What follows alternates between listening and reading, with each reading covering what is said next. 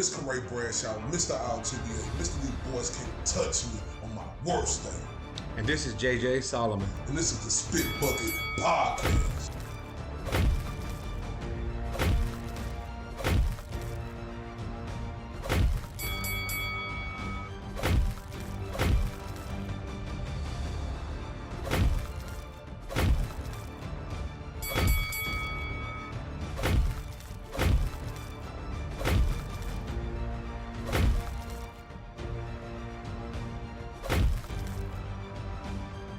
This is the Spit Bucket Podcast. It's your boy, Mr. RTBA, Mr. 214, right here with my dog, JJ Solomon. What's up, big dog? What's up, bro? Man, we are the Spit Bucket Podcast, live and direct, downtown Dallas, the place to be. Man, it's been a good week, JJ, man. How your week been so far, big dog? It's been a fantastic week, man, and I just want to say that, let me turn this down real quick. I just want to say I'm glad to be back. I missed that delicious Dallas air. Yeah. But yeah, man, been a great week. Work's been great. Kiddos are killing it. Straight A's, can't complain. I seen that. Ooh. Yeah, man, a little brag moment. I usually don't do it on social media, but no, they're doing great, man, and it's big month. It's both my kids' birthdays. They'll be 16 and 13, and then tomorrow is the anniversary, the 8th anniversary for me and my beautiful wife, my beautiful bride, Amanda.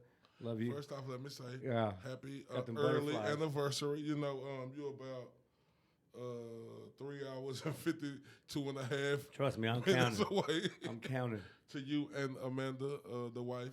Congratulations to the kiddos, man. That's the way to pop your collar. Yeah, they're doing their thing, man. I let them know this is for them. This is for their money and all that. So they're doing their thing. I can't complain. But speaking of can't complain, bro, how about them? How about them Cowboys? Hold on. I'm like, what Skill Bayless do? How about them Cowboys? How about them Cowboys, man? Like, JJ, how about them Cowboys? Let's keep it 100. Let's keep it 100, real talk. Let's keep it 100. When the Cowboys season ended last year, all our hopes and dreams were tarnished. There was a lot of people from the 214 to across the pond who've been Cowboy fans for years and years. They did some unthinkable things, right? Who would have thought after the horrible offseason we had, JJ Solomon, when we thinking, the Cowboys losing everybody. They ain't doing this, they ain't doing that because they don't got no money to do nothing. Then, hold up. Dak Prescott get hurt in the first game. There goes the season. Cooper Rush come in, and he leading the take one more time. How about the Cowboys? 3-1, man, and I'll be the first to admit I am shocked. I'm surprised. I expected nothing from Cooper Rush, bro. Absolutely nothing. But here we are sitting here 3-1.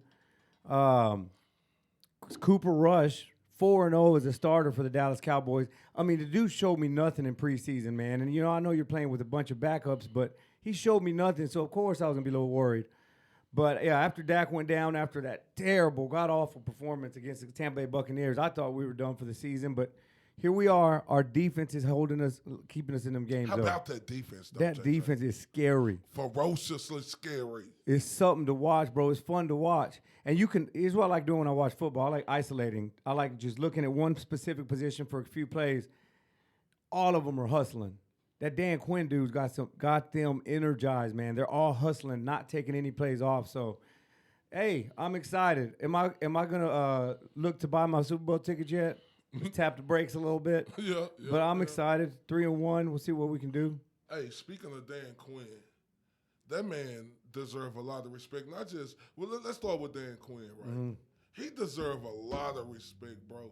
Because look at the season we had last year. We see Diggs get 11 interceptions, lead the league in interceptions, but also lead the league in giving up receiving yards. Yeah. But he was a high-risk, high-reward player, so it evened out, right? We lose defensive lineman. What's his name? The guy used to like to get high before. The Denver dude? Yeah, it don't matter. Yeah. We lost him. We didn't think that the Cowboys was going to be able to come back and do it like this in a dominant fashion, how they doing. And not just that. Man, this guy and Mike McCarthy, you know, we got to give him credit thus far, right? I don't know what this season going to end up like. You ain't ready to buy Super Bowl tickets, but we got to give Mike McCarthy his credit. They dogged him in the offseason. I know my favorite radio show that we listen to here is in Dallas, Texas, is 105.3 The Fan, and your favorite radio show is 1310 The Ticket. Okay, so yeah, it's not even close, little brothers. I mean, okay, that's neither here nor there, but we know who the number one radio network is. I'm gonna just say it like this: Tolo, baby. Tolo. But look, sounds think about, disgusting. like you say, Cooper Rush. Like you say, Cooper Rush, right? Look at what he doing though. Like I said right now, I made a post on Facebook yesterday. I said Cooper Rush playing big time football. 4 touchdowns, no interceptions. I think about 760 pass yards so far. He fourth in passer rating. 61% completion percentage. He's second behind Tom Brady in getting that ball away real quick, bro. And the one thing that I learned about Cooper Rush, JJ, if you see that play that CeeDee Lamb did, this was 2 games ago? Yesterday? Yesterday. Cooper Rush is, like, this is something that we complain about that. You see CeeDee Lamb go out there. He got 3 options. Either he could go left, he can go straight, or he can go out. CeeDee Lamb went right there. He anticipated CeeDee Lamb going right there, and the ball was already out. Spot Something on. that we don't see Dak do. Dak is the type of guy who like to hold the ball to make sure the guy is open. Yeah, he won't catch him in stride. He doesn't throw them open. They have to turn around, stop to catch the ball, and even then, the accuracy is not where it needs to be. $40 million quarterback. I don't think Cooper's got a better chance to take us to the promised land than Dak. It's only been 3 games. 4 games, if we're keeping it honest. Yeah, but look at the circumstances, Jay. Look at the opponents, though. But Jay, look at the opponents. Yeah, I mean, we should have. Look how hard we struggled to score yesterday. I know, but look at the circumstances after Dak went down. We thought we was finna go 1-15 like we did in Jimmy Johnson first year when he came here, bro. So look at the circumstances and look at Cooper Rush actually delivering. No doubt. What we want a guy like, and think about it, big time moments. Like, look, he's not just dunking and dinking the ball. I'm talking about big time moments. Oh, and even when I'm talking about big time moments like comeback wins and big time moments for a guy who ain't had experience like this. And they said this stat today. They say Dak ain't never won a game when a running back ain't rushed for more than 100 yards. Oh, really? Every time a running back got under 100 yards, they say Dak lost. So what that's saying, and if you look at Dak's best games on stats, those don't always equal wins. You know what I mean? So those stats, you see those inflated stats, I like to call them, but those are telltale signs that if Dak's throwing the ball too much, we're not winning. And what you just said, he hasn't won when the running back hasn't had 100 yards rushing. That just tells you he can't be the one that takes us to the promised land. Something's got to change, man. Look at Cooper Rush yesterday. Ezekiel Elliott, like what, 42 yards, 60 yards. I don't remember this. It was like 40-some yards. What's the other running back, number 20? I can't think of Tony Pollard. Tony Pollard had 6 yards rushing. And Cooper Rush was still able to do what he do. Come on, people keep talking like, bro, it's about winning football games and making the right play. Yep. Like, I don't want to hear people telling me about that. Who was that number 85 who having a breakout season this year, that wide receiver with the dreads? Well, anyway, I can't think of his name, but anyway, he having a breakout year. Don't tell me he would have did that with Dak. Yeah. You talking about our squad, Noah Brown? Yeah, Noah Brown. Don't tell me Noah Brown would have did that with Dak. You know what I'm saying? He's been on our team for a long time. Dak ain't created no chemistry with him. Oh, yeah, because he's been on the bench for a long time. So who does he have that chemistry with? The other guy who's been here for a long time. Now, what I tell you, I'm going to tell you this much. I can't anticipate seeing Cooper Rush get a big contract, which he likely will now. Let's give the man some credit. He's earned himself a nice little payday. He's going to get himself a contract somewhere as a backup if he doesn't stay in Dallas one day. But he's not going to know that offense like the back of his hand. He's not going to have 6 years or 5 years of studying it, being friends with the offensive coordinator. Hell, he used to be offensive coordinator's teammate. So all those little things, man, we're seeing it come to fruition. We're seeing it play out. The dude knows his system, and he knows exactly what balls to throw, what decisions to make, because he studied his damn playbook damn near as much as Kellen Moore has. So I don't know that, again, I'm not sold, but hey, you can't blame me. Every time I get too hyped up on these Cowboys, man, they break my heart at the end of the season. So. But look, it ain't even about getting too hyped up on them. It's about us recognizing what we're looking at the moment. For sure. And at the moment right now, like I said, the chemistry that Cooper Rush has for this team is undeniable. No doubt. People can't deny Cooper Rush ain't got chemistry with this team. Don't tell me that Dak would still do this same thing. Dak, you got to be all the way open. Is Dak a good quarterback? Yeah. Mm-hmm. But it's certain intangibles that you have to have that take you to the next level. You could be a better quarterback, but if you don't have them intangibles and that other guy got them intangibles that know how to make the right play at the right moment, we see Cooper Rush do that. But answer me this. We're 2 penalties away from yesterday's game to having a completely different conversation about Cooper Rush today. He made 2 terrible throws. Those throws that got picked off, but then they got turned back around. Mm-hmm. The conversation's completely different had the ref not made that and I know you can't play ifs and all that, and we got him back from last week. But Cooper Rush made 2 terrible throws that would have completely changed that game yesterday. So for reasons like that is why I'm not sold.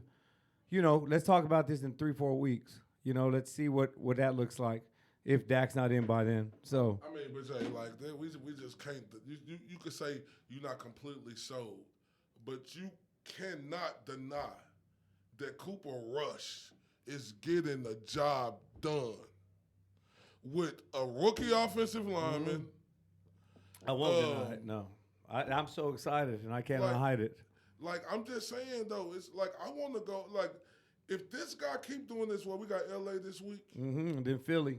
Like, I'm just saying, like, hold up, Dak. If you say you ain't throwing no ball now, they don't need to rush Dak back yet. So the big NFC East showdown. If we get over LA next week. If we get over LA, if he can get us over LA, then get over Philly, then okay.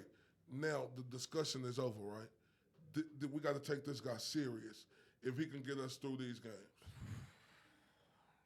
The jury is out. I can't even think that far, bro. If Cooper leads us to these 2 wins, and we go into the bye week, and he hadn't lost the game, yeah, I think the conversation starts to change a little bit, man. Like just like you said earlier, Dak did it to Romo. He did it to Romo, bro. And Romo was the big pay. I mean, he was.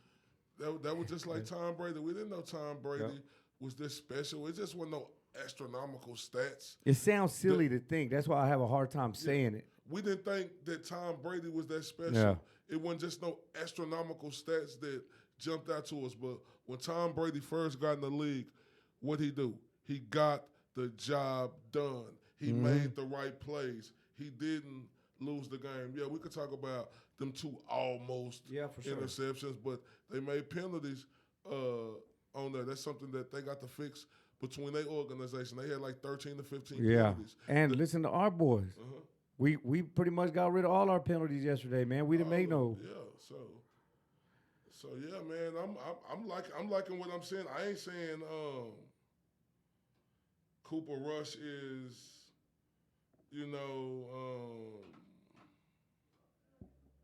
the future, take the answer. That job. Oh, yeah. But what I'm saying is, I'm not denying what I'm seeing right now, ladies and gentlemen. I'm not going to do that.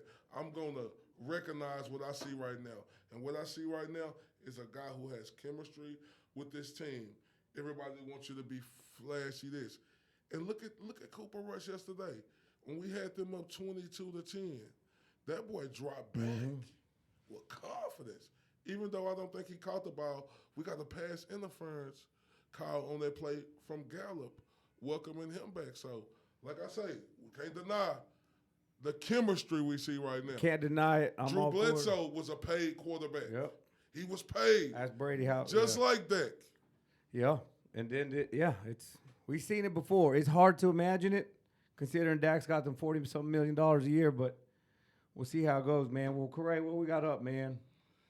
You want the Earl Spence, Terence Crawford debacle. Hey, let's keep them hanging. After this break. Yeah, after this break. Shout out to who? KO, baby. Check out our friends at KO Therapeutics, KOCBD.com.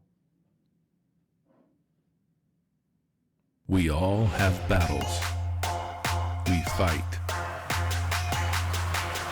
We train. We work.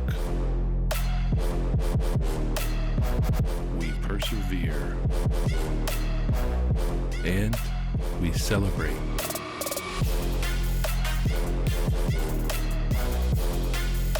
We are all one. I can't do anything if I can't walk in my prosthetic. It's a lot of pain that I feel throughout my day. It can be very intense. Now I just put that balm over it and it will heal up much faster and it will let the callus recover. That's amazing. It is a total game changer. I am hooked. I'm just hooked. Life is hard. KO makes it better. KOCBD.com.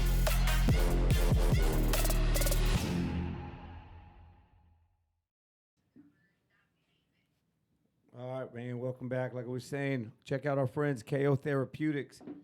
Where we got their stuff at? Well, here's one of the droppers right here. But KOCBD.com. Use the discount code TSB10. But this is for pain relief, pain management, pain recovery. You're grinding hard, you're training. Whether you're an athlete, you're a boxer, young up-and-coming boxer, whatever the case, try this stuff out. I promise you it works. I use it every day. My family uses it every day. Much, much, much thanks for helping me with my pain, and then a lot of thanks, of course, for partnering up with the Spit Bucket. We appreciate you, KO. I'm telling y'all out here from the 2142 across the pond, we ain't just going to get on here and co-sign nothing. It got to make sense for us. Like, it got to be the real deal. It got to be the actual facts. We don't do this for the put on. When we first came in contact with KO Therapeutic and had the chance to use these products, they showed us these products showed up and showed out, not only for your family, but for my family, my wife, and some of her family who have knee problems. They've been rubbing the KO on it, getting extreme pain reliever. So shout out to KO Therapeutics. Go to KOTherapeutics.com and make sure y'all put in our special code TSB10. Yes, sir. Yes, sir. Yes, sir. So, man, what were we saying? The Spence. Yeah, tell me about everything. Like this, go. Let's go. You seen it, Jay? The Spence, Terence Crawford, the Errol Spence debacle. Jr., Terence Crawford debacle, because that's exactly what it is. What was it, about 3 weeks ago, 4 weeks ago, I was out here saying, I do not care to talk about this. And then a couple weeks later, we hear that the signing is imminent, and they just had a few more hurdles to jump over, but they finally did, and there we were, hoping and a wishing. And a wishing and a hoping. And, man, I meant to grab that tweet. That day, though, that they started coming out, I put, "You lost me at not signed yet." And here we are, October 3rd. And, of course, the latest from the Spence-Crawford circus, Spence-Crawford disappointment, Spence-Crawford letdown is it ain't happening on November 19th. Maybe December, maybe January. But it only makes sense, Corey. I think just last week we were saying, can you sell this fight in 7 weeks? And can you prepare for the fight in 7 weeks and all that stuff? The answer was obviously no. There's no way you can put this giant mega fight together in 7 weeks. So, yet again, Terence Bud Crawford and Errol the Truth Spence, Omaha, Dallas, again letting down all of boxing. Yeah, but let's be honest. Here we go. Let's talk about it. We knew. Let me try some water, man, because this is gonna be fun. like I'm gonna pull up my phone so I can read the comments. It's bothersome. Well, yeah, you can say that again. Watching the way how this playing out, right? Because I'm confused. right? Because you got this one guy who called himself Bernie the Boxer, right? You got him telling us news. Crawford agreed to everything. He accepted the B-side. Even if he lose, he the B-side. He took a slave deal. We have reports coming from Blue Blood Sports TV saying he seen Terence Crawford in the 7-Eleven, and Terence Crawford told him, yeah, he whoop-de-woo, he did this and he did that. He agreed to everything. Then we heard Terence Crawford come out and say, I didn't agree to everything because I don't know all the logistics that's going on. Now, JJ, I'm confused because I need you to please explain this to me because my mind is boggled. How can you say that you agreed to everything and not know the logistics and the parameters around everything? And then when he said that, he was out here, tell Earl, sign the fight. But then it come out now again, you said you don't know what's going on. How can he say he agreed to it if he didn't know Did he what ever was say it? going on? I never heard him say it. Jay, Blue Blood, he never came out and didn't say he didn't say it because Terence Crawford quick. He quick when there's some news out about But him. did you hear him say it? It don't matter. It was reported by Blue Blood, and I believe Blue Blood. So it ain't no matter if you heard him say it because we know Terence Crawford, Earl Spence, any fighter. If it's some news that come out about them that is false, they're going to jump on Instagram real quick and speak on it. Terence Crawford ain't came out and said nothing. Matter of fact, when they seen him at the Shakur Stevenson fight, I don't want to talk about my fight. Has Spence spoken up since everybody's saying he's the one ducking it now? See, this is the thing that kills me. I asked you a question. I know, but this is what killed me. Have Spence. What we talking about? Spence-Crawford? No, I'm talking about Terence Crawford. We're right? talking about both But, fighters in but I'm this asking you about Terence negotiations. Crawford. Yeah. When me asking you about Terence Crawford, that's what Crawford. You said all these guys come out and say something immediately when something not truthful spoken about them. So right now, most of boxing's understanding that this is on Al Heyman and on PBC and on Spence's management side. So I just asked you, have we heard anything? Have we heard Spence deny that then? Deny what? That it's on his side. It's his camp's fault that this fight isn't happening. How is it his camp fault when his camp sent out a contract and Terence Crawford said, I agreed to everything? The dude who close to Terence Crawford, Bernie the Boxer.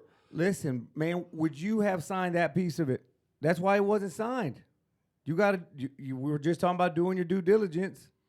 The Doing fight, due diligence on what? bro. Crawford getting no guaranteed money. So you know what? So that means that once everything is paid for, the venue, the promotions, everything, the sponsors, the doctor, once everything is paid, that final amount of money is what Crawford is getting, or that 65-35 split. That last part of money, once everything is spent. So of course, Bud's gonna want to see how they got to that number. What's so wrong with that? I got no problem if this the new narrative. Oh, I want to see what's going on, because if Cuz came out through reliable sources, because remember Terence Crawford is so serious, right? Remember everybody? He say I'm so serious. That's why I don't like to do this, because I'm so serious. His people, this guy Bernie the Boxer, he came out and said Terence Crawford agreed to everything. Terence Crawford ain't gonna let nobody put nothing out that ain't true. Terence Crawford ain't came out and debunk that. He come out and saying, now, I ain't seen everything. This dude say he agreed to everything, even if he is, and he the B-side, even if he win the first fight. Now people want to say, did Terence Crawford say that? When he had the opportunity to say something, I didn't want to talk about my fight. It's just another hurdle that Heyman's putting out there. I don't think this is even a Spence thing. It's Al Heyman, dog, and for reasons I don't know, because he doesn't come out and talk to anybody. We saw Max Kellerman invite him to the show. But if you're not guaranteeing a fighter any money, then what's the problem? Bud ain't asking for authority. He's not asking for a final vote. He's asking for transparency, meaning Just put it out there. Let me see what we're spinning on. He's not asking for control. But I thought he said he already agreed. I haven't heard him say that. You're talking about, Have you so heard Bernie him- the Boxer so is have his you heard- representative? So have you heard him say that he ain't seen all that other stuff? I haven't heard him say that either. So what are we talking about then? Where everybody talking about? You're talking about what Bernie the Boxer said. No. You said you ain't heard him say that he ain't seen everything. But then you come out here saying that he say he don't know the logistics. Have you heard him say that? I haven't heard him say that. So what was we talking about then? Bernie the Boxer? No, you said. You said that to who reported it. No, and that's a person who close to him. We ain't supposed to believe that. All right, so it's their job he's to go more on. believable than anybody else. Now he's more believable. Just the other day, you were like, who the hell? Like, you were questioning real media people like Max Kellerman and Mike Coppinger, but you want to tell me that we believe Bernie the Boxer. Who is Max Kellerman? Who is way Max Kellerman? somewhere else. Bernie the Boxer been around Terence Crawford since he was young. Be in his camps all the time. So yeah. So who the Bernie hell the is- Boxer. who So the hell Bernie the is Max Boxer is Kellerman? the guy we Who need to the hell listen is to. Max Kellerman Or Coppinger. and Mike Coppinger when it comes to a guy who extremely closer to him than them guys are, who come on here. And Terence Crawford ain't gonna let nobody around him because this the type of guy he is. Put nothing out there and let a guy come on there and say he took a slave deal. He agreed to everything. He even agreed he gonna be the B-side if he win the first fight. And that tells me he wants to fight. No, but people talking about where the transparency at. Did we hear Bud come out and say he ain't seen the logistics? Bro, he doesn't have to come out and tell us every step of negotiations. So neither has Spence. Spence ain't the A-side. They sent Okay, the that's contract. fine. The A-side, B-side discussion's over. But they it's sent over. obviously Spence didn't want the fight.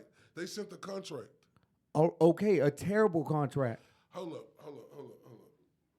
You're not allowed to see our expenses? Listen, what you mean? He said he agreed. You always talking about making the smart business move. He said he agreed to everything. Who said it? Bernie the Boxer said No, he said it. That's what Terence Crawford told Blue Blood Sports TV. Terence Crawford That's didn't what come Blue out. Blood told He you. didn't come out and refute it. He usually comes out and refute things that are not true.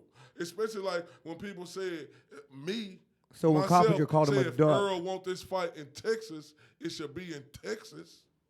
He sure came out and all his people and them were saying, oh, we ain't going to have this fight in Texas. Oh, get on the mic. Yeah, we ain't going to have this fight in Texas.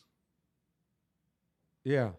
So come on, bro. You got to believe that's a reliable source, Bernie the Boxer. That's a dude who close to him. So why do you pick and choose what Bernie the Boxer's right and what Bernie the Boxer's wrong? No, it ain't where he wrong. He came out and said that information. I didn't pick and choose. I didn't make him. I ain't hold no gun. Yeah, to but his you head. believe in No, Bernie no. now? Hold up, no. You had said, why do I pick and choose? I ain't picking nothing. No, you're picking what you believe. No, he put that information out there. So- I didn't put no gun to Bernie the Boxer head and say, tell us this information. This is a guy who's closer to Terence Crawford than anybody in the media. I don't disagree, dog. But what I'm saying is Mike Coppinger, who's also got very credible sources, told us yesterday, and right there on Max Kellerman's show said that's a duck. That's No, a Max duck. Max Kellerman said that's a duck. But who is Max Kellerman to tell somebody else? So it's why isn't Spence defending himself like you just said? Did we hear Bud call it a lie? You just said that. Why Bud didn't come out and refute it? So why isn't Errol coming out and refuting it? Why do Earl got to come out and refute something just because somebody called him a duck? It's a contract been sent out there. He's So saying how it's is he a on duck? Heyman now. How is this a duck when it's a contract that been sent out there? Do Terence Crawford want the fight or not? Crawford absolutely wants to fight. He's taking the shit into the deal. Dude, he got no choice, JJ, honestly. He does have a has choice. What can he do? The choice is not to take that fight. So, JJ, let me ask you this question. What fight can Terence Crawford get that's going to generate anything? Who going to fight Terence Crawford next? What's his next fight? Be honest. Correct. I see that. You see that. He can fight, I asked you bro. a He question. can fight anybody, dude. Who? He can fight whoever. Who? He's a free agent, I'm man. asking who, JJ? He can fight Virgil. You think Virgil No. them going to take No. that fight? Yeah. This is the biggest money fight. No, I'm saying why would Oscar De La Hoya, and this is just how boxing goes, why would he put his fighter at risk with this guy right here who aged, and Virgil could fight a couple of more fights, then take on a fight like that. But I'm not saying that Virgil will turn it down, but Golden Boy going to be smart about this. But what would that do? What would that generate? Correct. We're playing giant No, but possibility games. so- Who cares about what could happen No, but there? why are y'all mad that Crawford got the shit end of the stick? I'm not mad. No, you said it's a yes, you did. got a terrible you said deal. It's so he got the shit end Yeah. of the stick. And that tells the me way he wants business to goes. fight. So- All right, so the way business also goes is you're transparent with your partners. So how did he agree to something if they weren't transparent with He obviously did not agree. There's no pen to paper. Now, I'm not saying that. How many verbal he's- agreements no, you ever seen get broken? Man, JJ, stop it. He see what's going on in the contracts. You can have verbal, but they're gonna have a bunch of literature there. That's why, like people say, they put a paper up. It's gonna be more than a paper up. They're gonna have documents they send first to show you what's going on. Now, if he said he misremembered what the document said, because we know he agreed to everything, just say that and say you want to look over him again. Or say, I feel like I'm getting shitted on because everybody in the media telling me I'm taking a terrible deal, so we need to rework this contract. Say that. Have you stopped to think about the conversation that happens most of the time when you come to terms on a contract? Most of the time in any business deal that I've ever made, we go over the terms and principle on the phone. So in this case, hey, bud, so the offer's $35.65, no guarantee money. Bud goes, fuck it, okay, cool. Then the other guy says, all right, let me draft up these small details and we'll send it out to you. What most business is handled like that. You come to an agreement, but there's no way this guy's going to tell this guy over the phone every single bit of the contract, which is why a contract wasn't signed. So no, he didn't read the contract and then change his mind. So you telling me it's no papers, no emails that is sent? Yeah, but I've never ever sent an email that had all of the that's terms you. and conditions. You as one person in a bunch of people in this world. And I'm not saying that that's false. But you one person, you speaking for one person. So every agreement you've ever made in principle. No. I ain't just even speaking to me. I'm speaking, there's a lot of people in this world who send out different forms of contracts. I ain't saying it wasn't an agreement. And I ain't saying Terence Crawford don't have the right to know what's going on. But don't come out here and make that the narrative. That's what they tried to do. They tried to make that the narrative now because everybody found out what type of contract that Terence Crawford was getting. So they want to come out and make that the narrative to try to make Earl Spence look bad. But no, but that's what they trying to do, Jay. Just like we switch, like it's okay to say, okay, this was Bud's fault for a while, but here we go again. Now it's nothing wrong with that. No, but they've been passing it back and forth. Okay, if the contract's been sent now. No, Terence Crawford. We don't know that it was emailed over. No. We know that it was discussed and somebody agreed to something. But he's upset, right? Because he's hearing the backlash. Because it got, look, you know when he started getting mad, JJ? When everything got leaked. And when we found out what the deal was. I was a guy who knew what it was weeks ago, but people looked at me like I was crazy, like Mr. LTB. I was a guy who knew about the deal weeks ago, but people looked at me crazy, like Mr. LTBA, Mr. 214, Mr. Senor Dos Uno Cuatro had no idea what he was talking about. What you just say this deal was for Terence Crawford? Terrible, right? It's a terrible deal, yeah, So but he has to take that deal if he wants his fight. The backlash.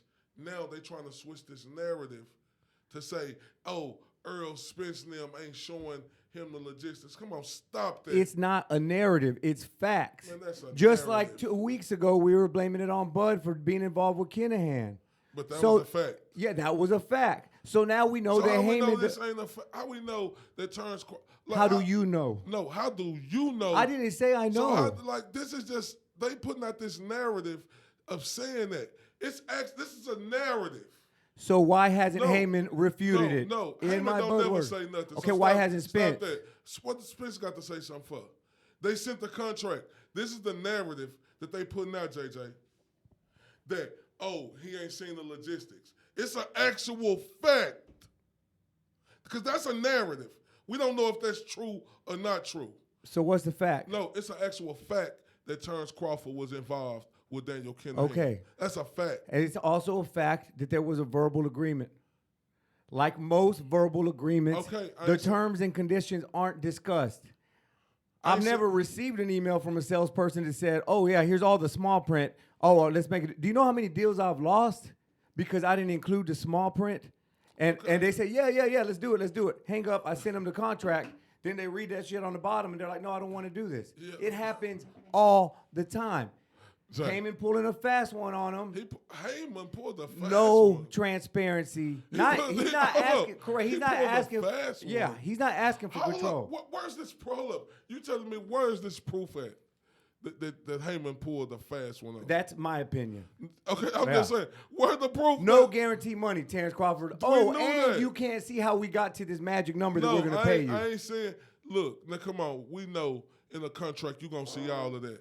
That's just a narrative that they're putting. It's in the contract. He's going to see all of that, Jay.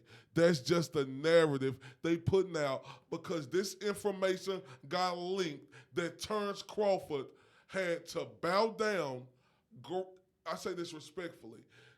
It got leaked, and I say this respectfully, that Terence Crawford had to bow down gracefully and accept what he had to accept because I told you and everybody from the 214 to across the pond, he was in no position to call no shots. Yeah, bro. He is in position because his fight's about to get derailed because of Heyman keeping the blindfold over him, dude. Who gonna lose sleep? Oh, if Terence Crawford, man, it ain't. Come on now, JJ. Now you know this dude gonna see everything that's going on in the contract. Of course, that's a you just narrative. It's no proof. What's no proof? That he ain't seen this. That's just a narrative. Because if that was the case, why Terence Crawford? He said they agreed verbally, Corey. Okay, that doesn't mean I have the contract in front of me. So this is all smoke and mirrors about Terence Crawford ain't seen the logistics because we ain't heard him come out and say nothing about that. About what? That he ain't seen all the logistics. It's all reported, bro. We're talking about other reports. Okay, so you say why Spence ain't saying nothing? I only said that because you said why it, bro. Crawford ain't That's saying not my nothing? theory Man, that they have to defend themselves. No, don't say that's not you my said theory. It, though. You said it. I asked. Why Crawford ain't saying nothing? Bro, that's not my position. I'm asking I don't you a question. Why though. hasn't Crawford? I don't think he has to. Just like Spence doesn't have to. You're the one that said they need to come out and defend themselves every time somebody says something wrong. No, I said they do. When All it's right, something so that's not Bud true, hasn't and Spence hasn't. when it's something that's not true, they come out and defend themselves. Spence ain't got to come out. All right, so Bud and Spence have not come out. So why do Spence got to come out? Because now they're shifting the blame back to Team Spence. It ain't Team Spence. They sent the contract. All right, guys, you heard it here first. If you're not, you're not. Is what? You said, all right, God, what? No, I'm saying like what? he loves the idea that Spence sent the contract regardless of the documentation. So now Spence again deserves no blame. Listen to what I'm saying. No. All right, man. If that's your position, then I'm wasting my breath. No, he don't. But yeah, I guess you. But we've got you documented blaming Spence a million times during this documented blaming Spence about what? About why we got here. When was I blaming? Win a strap, and then he took it different okay, route. Yeah, he deserved. And I'm on record saying he deserved that criticism. Keep going. You just said you don't deserve no blame. That was then. We talking about right now, though. You talking about what I said then. Come on. Keep going. Okay. Don't try to pull the shoe out the box. I'm not pulling the shoe out the box. That's what y'all do. Y'all were talking about, you said this about Spence. You just said he deserves no blame. That was then. You didn't clarify that. I'm talking about now. All right, Spence deserves blame for why we're here on November or October. He don't deserve no blame.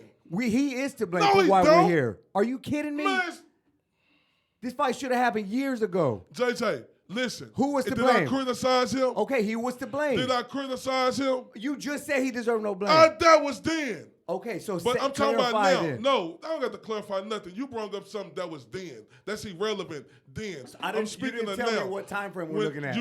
When we make our points. When did I change my tune on it should be like A-side, B-side? Yeah. April 16th. 2022. That's when I changed my tune because with time comes a change, JJ, and my tune changed. Was A-side, B-side? No, on everything. Earl Spence is in full control. Okay, and if Errol Spence is cool with saying no, you get no transparency in the deal, then I agree 100%. That's not going to happen, JJ. That's why we're here. That's Terence Crawford and them. JJ, No, we got to be logical and use our common sense about I've been that. asking you to. No, you deal with contracts. Yes. You know someone's never going to do a deal unless they see the fine print. Absolutely. You know damn well Terence Crawford is going to see the fine print. What these dudes doing is they trying to throw out this narrative because he's so butthurt about the shit. Oh, those how he are got facts. the shit in of the stick. No. Everybody has acknowledged he's taking the 35%. But you know he going to see everything. Correct. Again, you just brought up me being in sales and dealing with contracts every single day.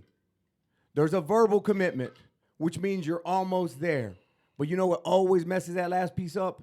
The terms and conditions. Once they finally have the contract in front of their face, that messes everything up when a deal goes sour. JJ. He finally saw the small print, bro. JJ. What's wrong with that? He's going to see every logistic that there is before he signed the contract. I hope so. You know why this coming up? And people just don't use their common sense or look at reality. When it came out, what type of deal Terence Crawford got? And when it came out, he seen Blue Blood say he agreed to everything. And all his fans was like, Terence, they've been churning and moaning and crying and going in for Terence Crawford. They couldn't believe everything that people who were saying that Terence Crawford was going to get this type of deal was right about it. And that upsetted Terence Crawford in his camp because they were sour that they thought that this was going to, the backlash on this was going to fall on Earl Spence when people looked at Terence Crawford and it fell on him because it was the truth. And now they sour about it. Now they want to make this excuse. We ain't seen everything. I don't see how that's an excuse. Asking for transparency is not an excuse. JJ, you really think that they not going to send him the full contract or that before we see everything? Terence Crawford the one done, like, come on now. Terence Crawford the but one like, it been done. almost 11 months, though. Fingers. It been almost, when he left Bob Arum in November, his last fight, Earl had his fight 5 or 6 months later. Why wouldn't he sign the PBC then, JJ? Why y'all don't talk about that? Why he didn't make it clear cut that was the move he was going to make then? Why nobody don't talk about that? He had the opportunity, December, January, February, March, April, 5 months before Earl Spence fought. He could have had his name signed, sealed, and delivered. I'm not finna cry me a river for a dude who the earth-size ego, been a free agent for 11 months when he denounced Bob Arum, which was silly, and y'all don't want to call him out on that. How you going to denounce your dude like that on national TV when you know this game is politics and you planting all these other promoters? But he had the opportunity then before Spence signed to get a deal done. He still couldn't get it done. And people don't want to put no blame on him for that. I blame Bud plenty of times. Plenty of times. I just don't understand why there's a giant wave of people that are saying this is either Spence's fault or Bud's fault, and neither one of them can say, no, it's been both's fault that we're here at the end of 2022. Yet another year comes and goes with no Bud and Spence. Neither one of them is to blame. Both of them are. But it seems like when you say that, you're offending people. Both of them are to blame. What's so wrong with that? I just don't see how both of them is to blame. JJ, listen. I'm talking about the big picture. No, 5 years. No. Why we're here today, still fumbling around with the same damn fight. Listen, you got to understand the logistics of it. Terence Crawford was on this side, Earl was on that side. And I'm not sitting up here and saying that fights couldn't be made like that, but that fight couldn't be made with Bob Arum and Ty Brink. It couldn't be made. We done seen that happen before in times where fights couldn't be made with promotional companies. But go back to the point how Terence Crawford fight was in November. It was. He fired Bob Arum. He had 5 months to sign, seal, and deliver a deal with PBC if he was really about that. So what if he wants to stay being a free agent, bro? He's already taking a smaller. He's 65-35. That's already saying I want this fight. What more you got to do, man? I'm taking 65-35. What's less than that? 70-30? You act like Earl Spence ain't sent the contract. We're going around in circles. No, it ain't. The contract must have been or was probably sent after the verbal agreement. What difference does it make? The contract has language in it that Bud doesn't want. So where's this Spence fault? I didn't say it was Errol's fault. I'm putting it on Heyman. What is it Heyman's fault? Heyman, dude, that's bad business, Corey. What's You're bad the business? other star of this event, but we're trying to keep stuff from you. That's bad business. No, it ain't trying to keep nothing from That's you. part of his money, bro. You send the contract, and if you don't like the contract, you send the contract back and say whoop-de-whoop, whoop-de-whoop. You know that's how business goes. Contracts get changed all the time. That's just one of them. That's where we're at. No, that's just one of them. That's not. Don't blame it on Al Heyman and say it's bad business. Terence Crawford may looked at the contract and be like, okay, whoop-de-whoop. I'm not too sure about this or this right there. I need a little bit more clarity. Fine. That's what happened when you send contracts out. There's been plenty of contracts you probably sent out that sent back to you where you had to change some things in them. That's what happened in business, Jose Jr. That's where we're at. Okay. He sent the. That's why we're not having a fight on November 19th. Okay, that was his fault for taking so long. All right. It was his fault. It was his fault for taking so long. He ain't signed to nobody yet. Corey, we don't know anything besides what's been reported to us. So would you be mad if Earl Spence fight Keith Thurman next? No, honestly, right now, of course, I want to see Crawford and Spence, but I'm tired of the shenanigans, and these people are only getting older. So we, as a boxing community, Who getting older, Crawford? all of them. Spence in his prime. I'm saying he's getting older. He in his prime though. Crawford, the one that's on this latter day. Yeah, you're right. All these guys are getting old. One time's getting old. So, let's stop wasting time. Would I be discouraged that the big fight didn't happen? Yeah. Would I be mad? No. It's the one that got away. It's the fight that got away. And we're going to have to eat it at some point. Who would you blame it on, JJ, if this fight don't happen? If one day I'm writing a book about why the hell Spence and Crawford never happened, I'm putting the blame on both of them. Just because one was earlier than later, you know, it takes two to tango. Just because it was so fault early. But you going to do good business? Huh? It's all about good business, right, for your company, right? All the time. Now, and then this may piss us off, but it's always about doing what's best for your company, right? So when Earl Spence champion, do you get him the other belts when you got fighters signed to you, or do you just go fight Terence Crawford as a business? Well, what you gonna do as a business if you Al Heyman? You asked me who's to blame. No, I ain't. I don't care. You Yeah, answered the question yeah, already. it's my business. I heard your answer. This is something totally You're new. justifying no, Al I ain't Heyman's I ain't moves. justifying nothing. This is another question. You talking about I asked you who to blame. I heard your answer. You said if I write a book, I'm going to say it's on both of them. Cool. Okay. I'm talking about business now. If you running a business and you got the fights over here with these guys who are champions, are you going to do business when you know you can monopolize on this money that's in your business? Yes. Or you going to go fight Terence Crawford right now, who has nowhere associated with your business where you're going to have to split the money? I'm going to do what's best for business.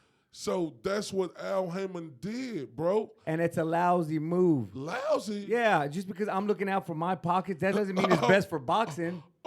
Hold It up. doesn't mean it's best for boxing. Hold up.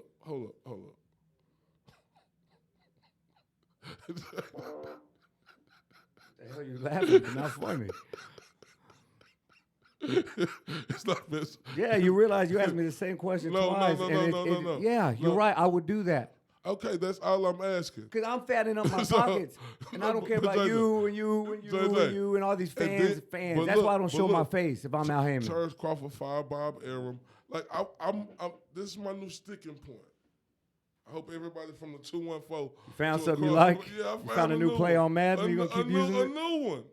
Because this is my thing right here. When you fire Bob Arum, Jay, on national TV, embarrassingly, all right, you can say Bob Arum said some embarrassing things about Terence Crawford. So, if you give it, you should be able to take it. So I guess tomato, right? Mm-hmm. But that's November, December. Who cares? So, it ain't. See, this ain't. When you are like everybody look at Terence Crawford like he's the number one. Did Floyd sign real quick? Floyd left Top Rank and did his own thing. I said no. He signed with who? What deal did he sign with? Well, he did He did Golden With Boy after he Showtime. left Top Rank. No, I'm saying he became his own Mayweather promotion though. Top Rank ain't a channel. JJ, Showtime. He inked the deal with Showtime. Floyd Mayweather did. Floyd Mayweather. You said he left Top Rank. Showtime. He left HBO. Yeah, he left Top Rank at JJ, you know what I'm talking about. All right, but in terms of JJ, promotional you know company, promotional he company, left he was his own boss. Top Rank in HBO, and he went with PBC and Mayweather Promotions. PBC, anyway, Mayweather Promotions, but he got the deal with Showtime. Even if you say Terence Crawford is his own boss, right? I mean, yeah, bro, he ain't Why Mayweather. he ain't got no deal yet? Because he ain't Floyd But Mayweather, he's dog. number I'm not. one. You won't hear Nah, me he saying that. What about his accolades, though, JJ? Bro, some people got it. What some about people his don't. accolades, Some though, people- JJ? Everybody tell me about his accolades. Correct, you preaching to the choir. No, but what I about don't his think he should get a accolades? giant deal. I don't think he should be the face of PBC or whatever the hell. I'm not talking about that. I'm not talking about popularity and why he didn't get signed. I'm talking about why hasn't he fought Spence.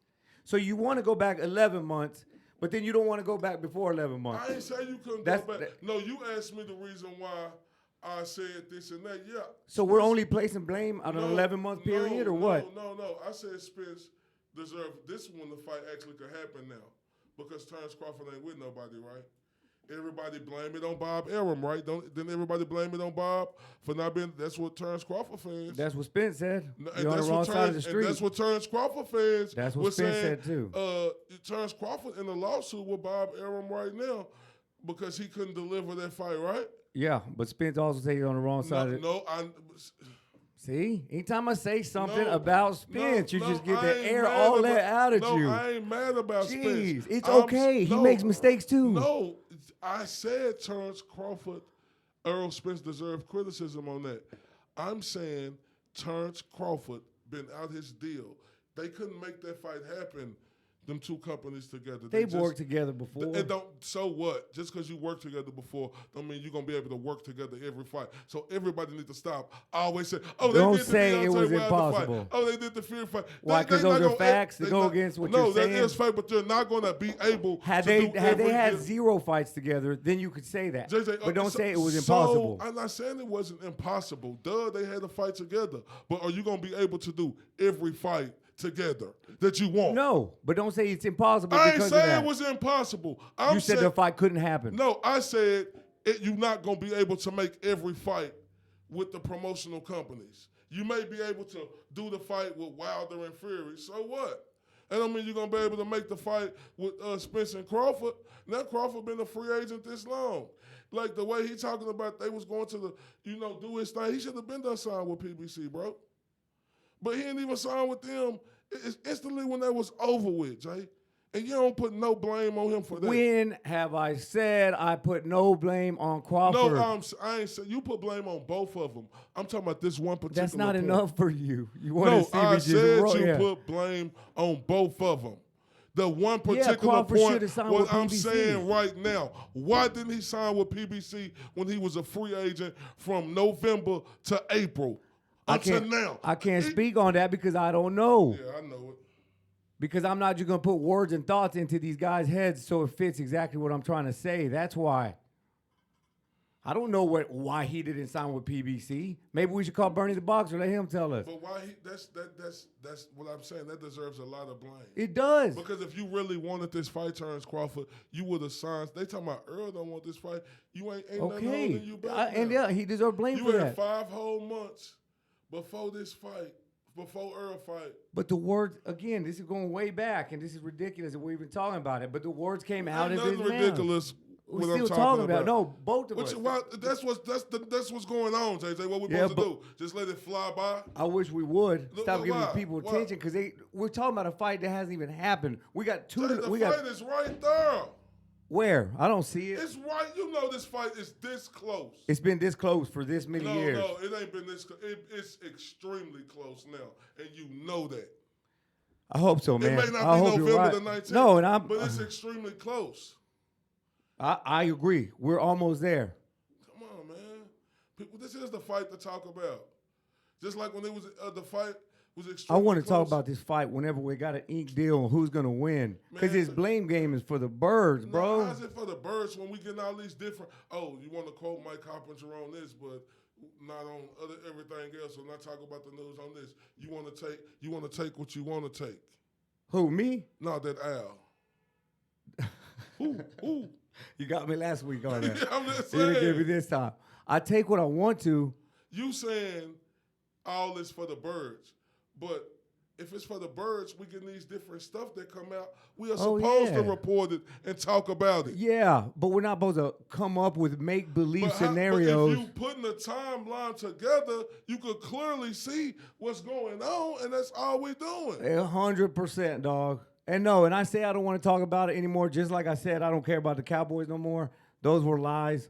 Those were all lies. I do want to keep talking about Spence-Crawford because we got to hold that fire up to them. Let them know that there's a lot of people waiting for this. And I'm ready for it, but I'm just breaking down the logistics of what's going on. And you know, people can agree with me, people could disagree with me. You know, you just got to look at the logistics from both of what's sides. going on from both sides. I said Earl deserved criticism when he told Crawford to go get a belt. I criticized him for that. But do you see do how? you know that? No, yeah, I do know that, and I've backed you up a million times about that. What I want to hear you understand that did you kind of see how maybe they went over terms and conditions over the phone, but when they finally sent the actual contract, he saw stuff. I mean, that makes a little sense. That could have happened. You can't be like, well, he agreed. Well, we don't know. I thought I agreed with you on that. I said contracts. I just want to hear you say it again. Contracts get sent back because it be certain things in contracts that you be like, can you get a little more clarity? Okay, but don't try to say, they trying to put it out there like, oh, Terence Crawford ain't seen nothing. He don't know nothing of what's going on. Well, obviously, that's a small language of the damn But that's the contract, dog. narrative. Oh, Al Heyman is a crook. How could he trigger a contract when Terence Crawford ain't seen? Come on, JJ, you know they're not going to send him nothing where they going to give him the breakdowns. Oh, is you going to send your clients that and not give them the certain breakdowns of what of basically what's going on? You want me to tell you how I do it? I mean, we're being honest. I send everything they're getting. I send all the pricing. How long is the contract? I send them that in a paragraph about this big. They say, I like it. We'll jump on a call. It looks good. Let's do it. Send me the contract. Then I send them the contract. Contract has 4 or 5 pages. Okay. And there's language in there. There's language in there that I've lost deals before because of the language in the contracts. Yeah, we had a verbal agreement. I sent over a contract with lousy terms and conditions. And they... Did you have to fix it? Huh? If I wanted the deal, yeah. And then you sent it back, right? If I could have, I fixed it. And some deals, but I've lost some. Some deals you lost, some deals you got back, right? Yeah. So that's all we going on right now. Terence, JJ. So in that case right there that I just gave you, who's to blame that deal didn't go through? No. Me for not making the adjustments or the customer for not liking my terms and conditions? No, I have no problem with Terence Crawford wanting more clarity. I never say that. My only problem is that this narrative that's going out like he ain't got clarity. The reason why he's acting like this because people he's getting a lot of bad publicity for this type of deal, but people got to understand he ain't have no choice. But that's neither here nor there. Yeah, bro. We'll see what happens, dog. I think we've Tell us that enough. Yeah, for the night at least. Join us next time for our next Spence-Crawford. Big news, man. So we got a big card coming up October 15th. Big card coming up October 15th. It's like a national holiday for boxing. We starting the day off with Claressa Shields taking on Savannah Marshall. Looking forward to this. And this is like a ladies card. This is a super card. We also have on that same card Michaela Meyer against Alicia Baumgartner, which should be 2 good fights right there. But before we dive into the rest of October 15th schedule, man, I didn't even see this. I was a little bit late to the party, bro. But we saw that Claressa Shields was stripped of her Ring Magazine championship today. Or not today. It's actually a little bit old news. Like I said, I'm a little late to the party. The Ring Magazine, folks, ran by Golden Boy. And I'm gonna pull this up real quick, bro. The Ring article. In the meantime, I want you to take a look at it. Come and give me a glass of water. I'm getting really dry up over here. So that's an actual article. Just I'll pull it up. If you want. Oh no, you can't see it.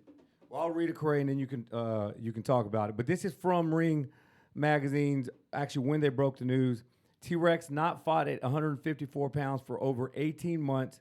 Has no apparent plans to return to the weight anytime soon. Therefore, she was stripped from her ring belt just in time for the one. Keep that in mind. She was stripped, but that's not what their tweet said. Therefore, she was stripped from her ring belt just in time for the winner of the recently announced fight between Marie-Eve Decaire and Natasha Jones to be eventually crowned as champ. So she was stripped, and they're acknowledging it right there. But we also have the Ring Magazine tweet. Yeah, here's a tweet. Are you able to see it, Cray? Hold on. In this week's update, Claressa Shields vacates her ring belt. This is one you sent me earlier. Yeah. And Clarissa responds, "I didn't vacate nothing," in all capital letters. What the hell y'all talking about? So that's where we're at, Cray. Yeah, that's where we at right here. Like, this is my problem I have with Ring. Right. Why would y'all put out that article and say Claressa Shields got stripped? Like, it's so disrespectful, right? And to me, it's just really absurd, right? For Ring to even go that route when we know y'all definitely had no contact with him. Yeah. And then even putting that out like that, coming back and saying, oh, she was inactive without y'all even reaching out to her. I think that was very irresponsible of Ring. I think they owe Claressa Shields an apology, JJ. Yeah, man, I didn't even know that you could get stripped of a Ring Magazine belt. I didn't know that. I thought it was just like, you're the man, the voters, or however the hell they do it. Mm-hmm. They've got their writers. And I didn't think you could get stripped, but I did some research, Corey, and I'm about to pull this up. This is on their stuff. It says there's 7 ways to lose your Ring Magazine belt, your Ring Championship belt. The champion loses a fight in the weight class in which he's champion, obviously. The champ moves to another weight class. They can strip it, apparently, just for moving. Champ does not schedule a fight in any weight class for 18 months. The champ does not schedule a fight at his scheduled championship weight for 18 months. The champ does not schedule a fight with a top 5 contender from any weight class for 2 years. The champ retires, or the champ tests positive for a banned substance. So it's in their writing, man. But I think there's a lot of people who didn't realize you can get stripped of a WB or of a ring belt, and Clarissa looked as dumbfounded as we were. Yeah. She kind of was shocked there. So, I mean, it's been a long time. She's done some MMA. She's got a big super fight scheduled. I mean, if those are your rules, those are your rules. But I just think it could have been handled a little bit differently. This is a 2-time gold medalist representing the country. I'm sure Ring don't give a damn about that, but she should be treated a little bit better about it. At least in a text message. Yeah, I just think it was very tasteless, right? Especially at this specific moment, knowing that she have this big fight coming up. Mm-hmm. Claressa Shields is high on her gold medals, which she should be. She high on the accomplishments she did, which she should be. I think it was real tasteless, and I truly believe they owe her a public apology, just to say they sorry for the way they handled it instead of just stripping her and putting it out there like that without even notifying her, because fighters have a lot going on, right? Do everybody supposed to keep up with the accolades? I know, is it some type of notation where Ring, you being Ring, you guys should notify these guys that they have to do this before they get stripped? So I thought it was very tasteless, and I think Ring owed Claressa Shields an apology. I'm with you, dude. I wouldn't be making this a big deal if it wasn't for the language of their tweet and the language of their article. The language of the tweet. Again, I'm gonna pull it back up. In this week's update, Claressa Shields vacates her ring belt. That sounds like they came to agreement. That sounds like there was some communication. When you hear vacate, you know that was the fighter's decision. And then you got to go in here and click on the tweet, then click on the article, then read the article, which they know most people won't do. But on here, they're coming out pretty hard saying, therefore, she was stripped from her ring belt. So to me, that tells me they're trying to hide something or trying to make it look like it was some gentle handoff. But no, because they literally putting it in here, hoping Clarissa didn't read this part. But she was stripped. And, you can argue and debate all day about does she deserve to be stripped? Hey, man, it happens to fighters all the time. It's the rules. Yeah.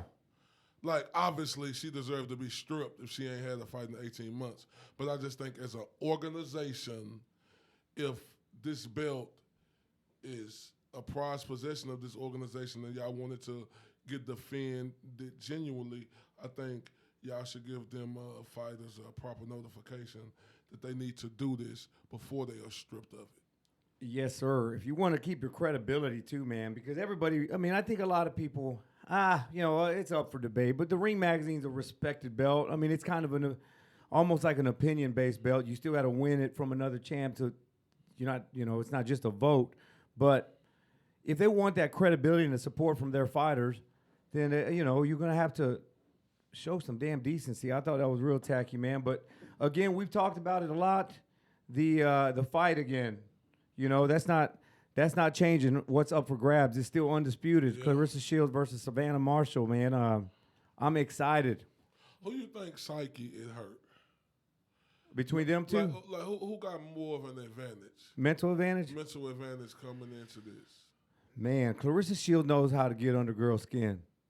But you can't get past the fact that this is the only woman that's ever beat you.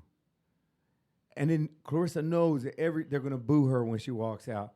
Clarissa knows that every time Marshall barely makes contact, the crowd's going to erupt.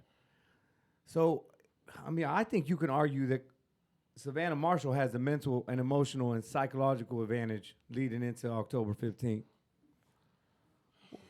What do you think, man? Yeah, I think Clarissa deservingly so should be the favorite. Mm-hmm. I think she put in more work. We done seen her do more. It's just tough, Savannah Marshall packs punching power. Yes, she does.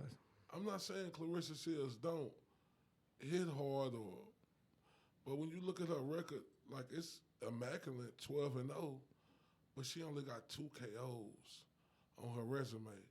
And when you look at Savannah Marshall record, it's damn near as many KOs as it is wins. So my thing, and Savannah Marshall is that good though.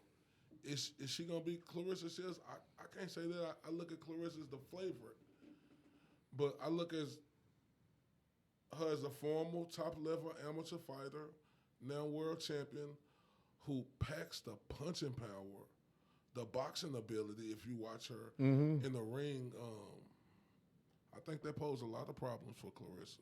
Yeah, bro. And you don't have to. The thing is, you got to visualize how you think this fight's gonna play out. And you have to factor in that they're in Savannah Marshall's backyard. You have to factor that in because you ask yourself, can so-and-so knock out so-and-so? And then that's got to be part of the game plan when you're fighting in somebody's backyard. But not downplaying at all with Claressa Shields, but if she can't finish her and it's a close fight, those close rounds are going to go to the hometown fighter because of the audience with the roars and all that sort of stuff, the emotion. Who you think more of a clean puncher? I had a chance to study both women tapes. Claressa Shields is more active. But when I look at Savannah Marshall, I think she's more of a clean puncher. A little more accurate and precise? A little more accurate and precise than Claressa Shields. What you think? I agree with you. It's almost like Amanda Serrano and Katie Taylor. Amanda was busy. But Katie Taylor was, I mean, you can argue how that fight finished if you didn't like scorecards or whatever. It was a close fight regardless. But Katie kept just sticking and popping her she was way more accurate. I don't remember what the percentages were, but the eyeball test, Katie was landing the cleaner, crisper shots while Amanda was busier, less painful. She had her shook too, but it was just a lot of busy work. So I kind of see it the same. Clarissa's busier. She might smother a little bit. I don't know, man. I want to see. I believe Claressa should be the favorite, but at the same time, again, we call it like we see it. There's some holes there, and I can see how. I can see how she can lose that night. I feel like Claressa could possibly outwork Savannah Marshall, but like Savannah Marshall, the bigger, the longer fighter, more reach. So, and we could tell she has more punch. Would you say she has more punching power? Oh yeah, bro. So Claressa Shields, and we know her style. Like, she's smart. IQ is good, but we know she come in reckless and she can't do that. She can't do that against somebody who. I want to see this fight. Like, I'm more excited to see this fight than I am any fight on October the 15th. And that's credit to Claressa Shields, too, because she changed the game in women's boxing. Like you say, you do need a dance partner, right? Yep. Like, but this dance, like, and they got history because she actually beat her in the amateur, not in the pros. But I'm more excited to see this fight than any fight on October the 15th. A women boxing fight. I never thought I'd ever say that. And then what you say, Alicia Baumgartner versus yeah, dude. The card is Baumgartner and Mayer. And they beef. You see the lead up to them. Like, bro, I want to see them instead of anybody else. That whole card. Were you talking about the main event, co-main event? Yeah. Yeah, bro. I'm right there with you. I'm about to introduce us to the next Al top. Money asked you a question. He said, so you saying Claressa Shields needs the KO to win? I think she needs a KO to win, man. My bad, I didn't see that comment. I don't think she. Oh, my bad, I didn't mean to throw that up there just yet. I don't think she. I don't think it's impossible for her to win on cards, but I think it's going to be very, very difficult for her to win on cards because she's fighting somebody who got just as much amateur experience, beat her in amateurs. She's fighting in her backyard. She can pop up. Clarissa has to respect that punching power. The crowd's going to be going nuts, and that's going to impact the judges, man. So, they're humans at the end of the day. And Look, I agree with you. Yeah, dude. Because it got to be clear cut for Clarissa, right? You got to be clear cut, and I just don't think it's going to be that clear cut for her. Do I favor her to win this fight? Absolutely. But she really going to have to impose her will across the pond, seriously. Like, and it ain't no cry me a river. Like I said, you got to, when you go to another country, you got to go over there and you have to really do it. I understand that a win should be a win. It should be down the middle. But we know you got to do a little extra. Fighters who came over here to America had to do it for years. So I hope Clarissa understand what position she in and what she needs to do. Same here, man. But like, needless to say, that fight, I can't wait. I was sad when they moved it from September. They had to pay tribute to the Queen, and here we are. About, 10 days out? 10, 11 days out? Damn. And then the next fight that day. Damn, it's right here, ain't it? Yep, same day as Mr. Deontay Wilder and Robert Helenius, man. You made a bold, bold claim. This card also got Caleb Plant, Anthony Durrell. Let's stay with Caleb Plant, Anthony Durrell before we give these folks the IOTBA thoughts on the fight. Yeah. Caleb Plant, Anthony Durrell, what are your thoughts on it, bro? We've talked about it before, but let's refresh. Anything changed for you? No, nothing changed. I think Caleb finna box this boy head off. Now, Anthony Durrell is a dog. I think he always have a puncher's chance because I think, didn't Caleb Plant get stopped against Canelo? Yeah.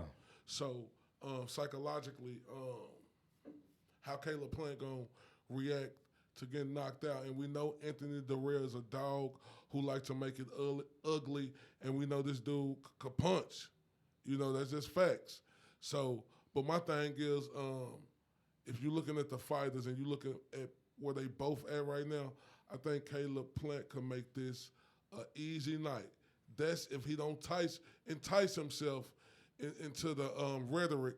You know, how Darrell been poking the burr at him. If he don't go in that ring and, you know, pull a Terence Crawford, you hit me, I'm finna hit you back, then get hit with something and get caught, you know, that could play a part. Yeah, man, I'm right there with you. Obviously, we've seen Darrell end the fight with one shot, so you have to respect that. But Caleb Plant, he did, you got to remember, even though he did get stopped by Canelo, it wasn't some one punch that just knocked him out cold. It was an accumulation of shots. It was a beating. He got broken down. So we know that Plant can take some shots. Like I said, he didn't just get caught on the chin. So I'm with you, man. I think Caleb pulls that fight off in a boxing on the scorecards. I don't know if he's gonna knock him out. Sweet hands Plant. We'll see how he looks, man. And then obviously the main event that night, Deontay Wilder coming back against what looks like Tyson Fury's doppelganger, Robert Helenius. This is going to be a good one, and we even have Mr. IOTBA with a bold prediction on this fight. Yeah, I think Helenius is going to pull it out. Like, is Deontay Wilder the favorite? Yes. Yes, sir. He should be the favorite to win this fight. But I just don't think Deontay Wilder is that same guy he used to be. Prove me wrong, Deontay Wilder. Yeah. Because with like Deontay Wilder paid, he taken care of. You know, he done came off devastating losses. I know he loved the sport, but his chin has been tested. It ain't the same chin it used to be. And he fighting a guy. Not saying that guy chin gonna be able to withstand Deontay Wilder punching power either, but Helenius is real similar to Tyson Fury. Not saying he is skillful as Tyson Fury, but the guy know how to move, set his punches, and he packs a punch with that right hand. And I think Deontay Wilder, just by looking at his training video, you're not impressed. Real awkward. I'm not impressed by nothing I'm seeing. Like, I know he got punching power. I know he been fighting like that his whole life. But is the hunger still there? Yeah, man. Like you asked me a question the other day when we were talking about Joe Joyce after his fight, and we were saying potentially matching him up against Wilder, and you asked me, you think he could take Wilder's shot? And my honest answer to that is I don't think there's any fighter in the world who could take a clean shot from Deontay Wilder. I don't care who you are. We saw him almost end it quickly, or almost end it for Tyson Fury, even though he's behind on the card. So, yeah, you have to respect that. But I've gone back and I've seen some Helenius fights since you've made your call, Correa, about predicting Helenius by knockout. And it's not so far-fetched, man. The only thing you're giving Deontay Wilder in that fight is that punch, that one shot that could end it. Helenius can box, kind of. Yeah, Helenius can box, and Helenius got some power. He got some power. Yeah, and he's got some heart and some. The dude he's one of those hard-headed dudes going to keep coming forward, and you're going to have to put him out on a stretcher. Can Wilder do it? Yeah. But is Wilder mentally ready for that type of fight? Helenius still hungry. He know this game changing for him. You know what this fight do for Helenius, fam? Life-changing, dog. What boxing's done for Wilder, this can do for Helenius too. It's life-changing if he comes out and beats Deontay Wilder. One of the most, hate him or love him, one of the most feared heavyweights in the world. Probably one of the most feared heavyweights in the last 20 years, I'd say. Deontay Wilder, yeah. So life-changing opportunity for Helenius right now. Biggest star. Is he the biggest star at PBC, or is it Errol Spence? Nah, man, Wilder. You talking about heavyweight champ of the world. I think most people would know because, they both did their thing in the Olympics. You think Wilder's still bigger than Errol Spence? I think a Deontay Wilder pay-per-view will sell more. This fight on pay-per-view? Oh, this one won't. We'll put up this against Ugas. Ugas and that'd be a good comparison. Ugas, Spence, Wilder, Helenius. Ugas was a champion, though. Yeah. And nobody knows who Helenius is. But he do got the whole country behind him, though. Who, Helenius? Yeah. So they might show up and show out. And But Deontay Wilder is a big. I would say I agree with you. I think Deontay Wilder. Yeah, is he's the biggest superstar, name. man. I think he's the biggest name on PBC right now. But I think Earl Spence right there with him though. Like if it's like 1A, 1B or a tie, I think they right there with each other. But yeah, man, I look forward to this fight, man. I want to see, like I said, I like to see a comeback story, and you know, I can't help but to root for Deontay Wilder to win this fight. You know, he went through his trials and tribulations. He had to learn the harder way. You know, we had to criticize him, but that was then. This is now. I want to see that comeback story. I love to see somebody when they get knocked down and people don't think he could get back up.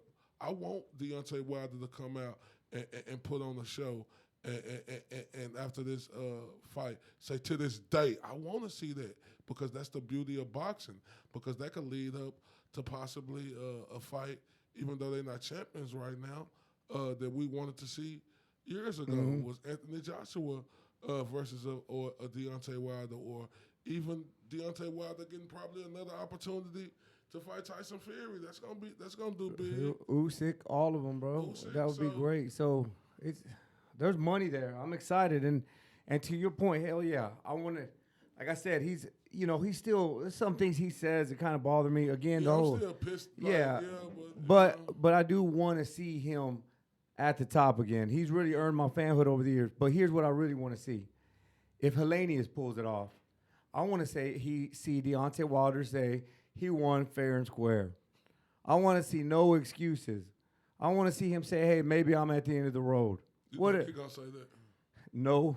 And then you gotta understand too, Helenius got to get a knockout because he in America fighting. Deontay Wilder is the favorite. Is Robert Helenius from here though? No, he from. You say he was Polish? No, he's not Polish. He's not Polish, but.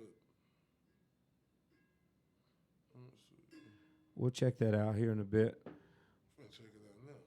Where is Robert Helenius from? Where is Robert Helenius from? I should know this. Sweden. Yes, we talked about it before. Stockholm. That's where he Sweden. stays though? Yeah. All right. But he said he been over here home in his. I think I gotta go look at that. Oh, yeah. The interview again. But that's where he's from. He keeps talking about doing it for his country, being the first one. I think he got a real shot. I mean, I don't think he could be like a Usyk or a Tyson Fury, but like a Deontay Wilder, beating Deontay Wilder put you in that type of position to see if you could be one of them guys. But yeah. We'll see it. So whoever win this fight, I'm gonna be excited for regardless. Agreed. Agree with you. Excited for them and for the future of that heavyweight division because there's a lot of nice names, some good talent on there, man. And then obviously, man, the closing out October 15th day of boxing is the Haney Kambosos card back in Melbourne, Australia for the rematch, repeat or revenge. I know we spent a lot of time talking about this, but it's almost game time, man. It's almost fight night. Anything changing for you? Are you still just more convinced than ever that Devin Haney is the future of the sport? Yeah, ain't nothing changed.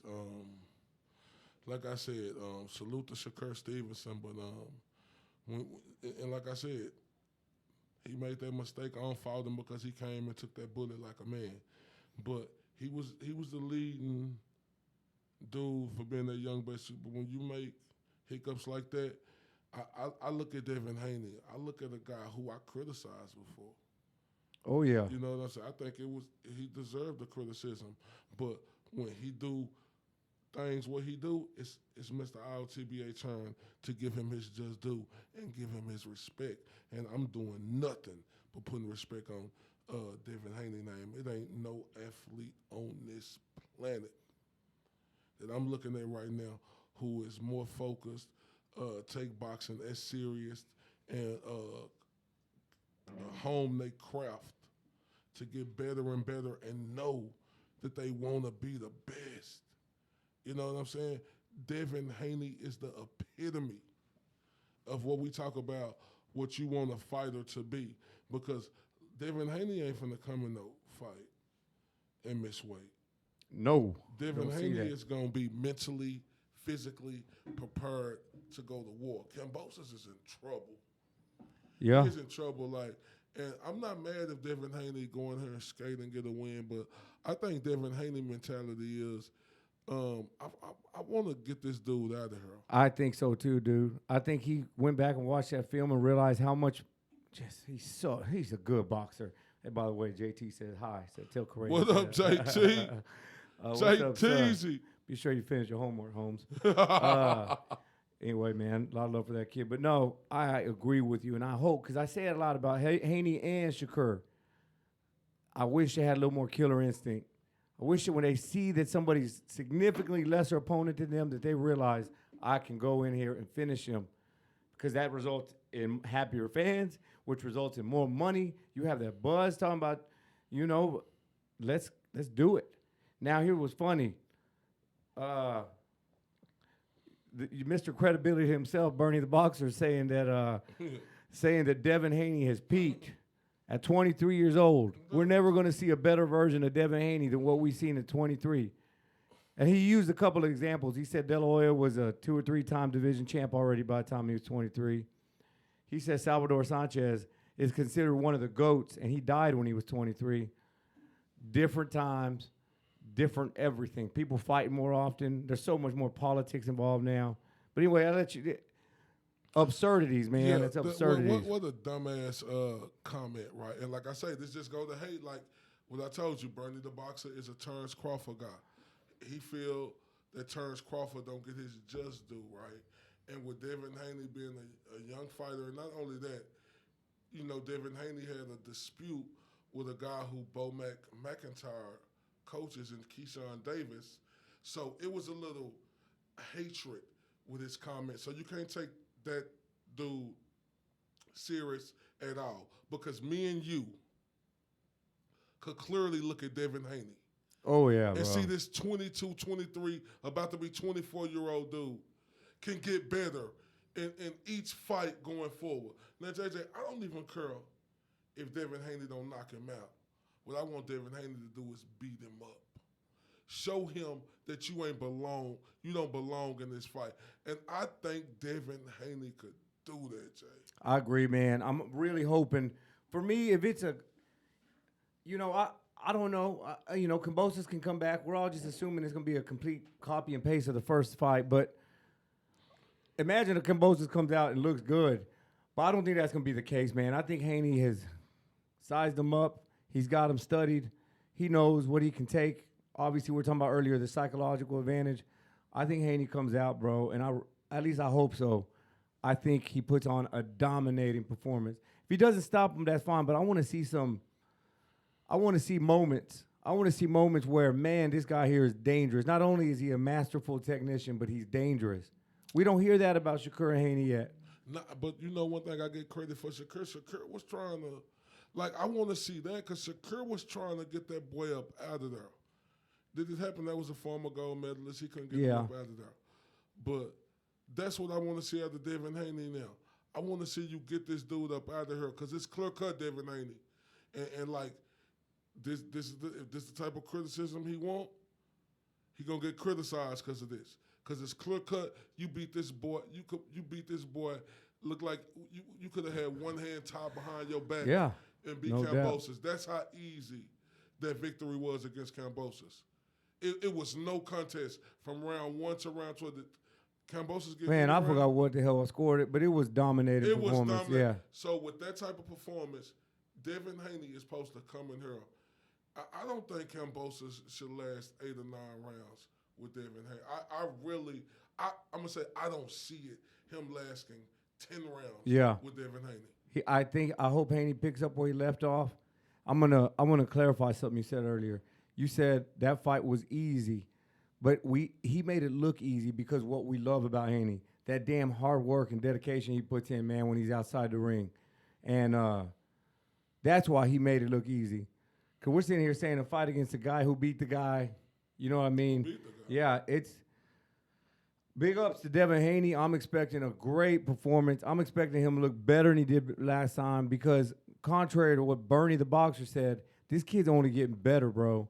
There's the whole grown man strength that we always talk about. You don't have that at 22 years old. That was the same dude who said Shakur really lost in the gold medal. He didn't want to, because Shakur Shakur Stevenson, they asked Shakur shout out to Nesta Boxing Force. They said they asked Shakur was he think that he was gonna get the same treatment that Terence Crawford got. He said no because I'm an Olympian. You know what I'm saying? And then Bernie the boxer tried to discredit Shakur being an Olympian, talking about he didn't win. He didn't win. What the hell does that mean? Like, that's disgusting. Like, just to throw hate because your guy got dead like that. Shakur is a household name. Shakur is a big fighter. It's a lot. He is a young Olympian. That means a lot more than what Terence Crawford meant coming in with top rank. Yeah, he can't get out his feelings. Like that's cold blooded. To say Devin Haney, a dude who just became undisputed, who did it the harder. Yeah. He got better every fight, didn't he? He getting better every fight. He getting better every round, dog. Like, we're seeing this guy develop into an elite fighter. And you know what? You can see it in his attitude now. We were talking about it the other day. We can see it in just his confidence. I'm not saying he's being cocky and stuff, but the dude does have some swag he walks around with because he knows he's great. And I'm looking forward. That was before you spoke up. Oh, okay. But I don't know. Yes, sir. Yeah. Anyway, where we at? Devin Haney. No, he's special, bro. And like, why would he say something like that, JJ? That is disgusting. To say this 23-year-old undisputed was Terence Crawford undisputed at 23? No. At 23? Yeah. No, man, he wasn't undisputed because he's already 35. Yeah, no, he wasn't undisputed. He wasn't undisputed at 23. Like, he did something that Terence Crawford did do, but it took Terence Crawford longer to do it. Yeah. It don't make sense. And then, think about it.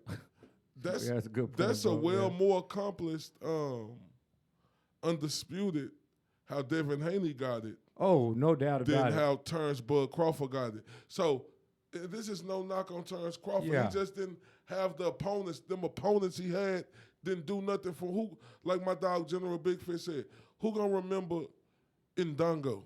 Yeah.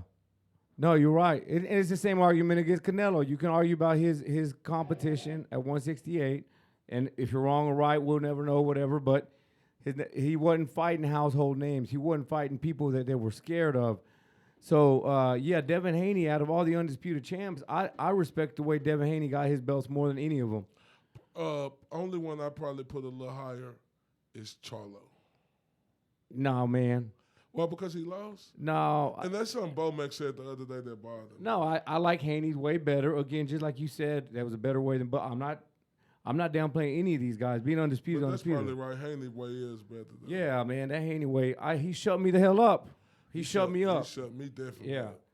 Yeah, he got us both shut up. No, but you did come out and say that Haney was going. He didn't shut you up. You came out here and said Haney was going. But I wasn't sold on Haney the way I'm sold now. No, but it ain't matter the way you sold now. You was like, man, I'm really thinking Haney finna come out here and display a performance and, really win this fight. And he did that. There was a moment. I know we didn't think he was going to do it like that. Yeah, I didn't. But he did that. And even the moment right after the Teofimo Lopez fight, I was kind of leaning more toward Kambosos, and that's what I mean. He slowly shifted my way of thinking. So, and I want to lead into this. That you through with the Devin Haney? I'm through with Devin Haney. I was gonna just throw up a KO message real quick. Yeah, let's go to KO. Shout out to KO Therapeutic, man. KOTherapeutic.com. KOCBD.com. KOCBD.com. Y'all make sure y'all putting that promo code TSB10. We all have battles. We fight. We train. We work. We persevere. And we celebrate.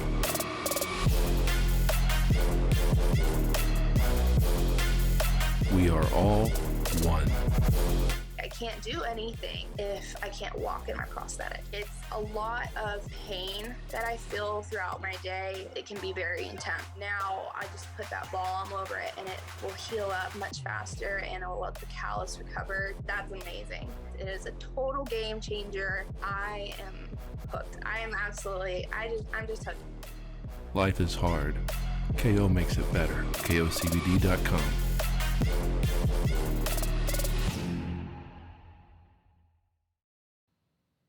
Big shout out to our friends at KOCBD.com, KO Therapeutics, recovery, and inflammation, just pain relief. I mean it when I say it. If you're hurting, if you're getting a little bit old, you're a little long at the tooth now, trust me, this KO CBD, KO Therapeutics, it works, guys. So appreciate you guys at KO.